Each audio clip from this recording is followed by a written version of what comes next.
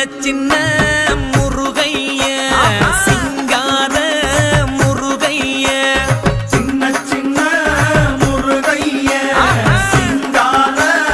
முருகைய கொஞ்சி கொஞ்சி தமிழ் பேசும் செந்தில் பட்டி வேலனவ கொஞ்சி கொஞ்சி தமிழ் பேசும் செந்தில் படி வேலனவ சின்ன சின்ன முருகைய சிங்கார முருகைய